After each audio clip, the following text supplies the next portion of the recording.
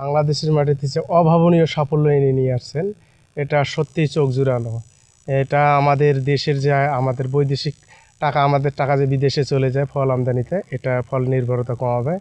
এবং আমি মনে করি এটা আমাদের স্বাবলম্বী হওয়ার জন্য অন্যতম একটা অবদান আমাদের মধ্যে রাখবেন ইনি। মানে 50-4 বিঘা মাটি একত্রে করে তারা একটাই বাগান লাগাইছে। সেই দেখার মতো সেখান থেকে আমার ইচ্ছা জাগলো যে না, কিছু করা যাবে, বাংলাদেশের মাটি ওটাও আমাদেরটাও। এখান থেকে আমি এখানে আসলাম, আসে নিজে ওইখান থেকে চারা কিনে নিয়ে এসে লাগাইছি।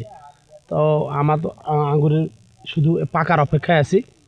তো আশা করতেছি মোটামুটি অন্য যে কোনো ফসল হচ্ছে লাভজনক, এবং হলো বিদেশি ফলের যে চাহিদা পূরণ, এটা গ্যাপটা পূরণ করবে মনে হয়। আগে আমাদের কিছু স্থানীয় জাত ছিল যেগুলোতে মিষ্টতা আসতো না, টক থাকতো।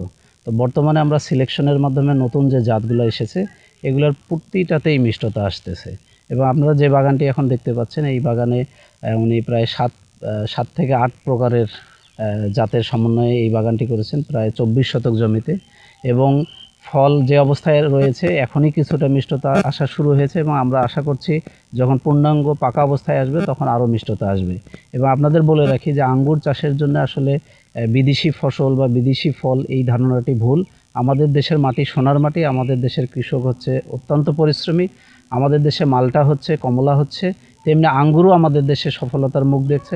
আমরা আশা করি আগামী 4 থেকে 5 বছরের মধ্যে আমাদের এই দেশে আঙ্গুর খুব সফলভাবে উৎপাদন হবে। এবং পীরগঞ্জের যে মাটি মাঝারি উঁচু এবং বেলে দোআঁশ মাটি, এটি হচ্ছে আঙ্গুর চাষের জন্য খুবই উপযুক্ত।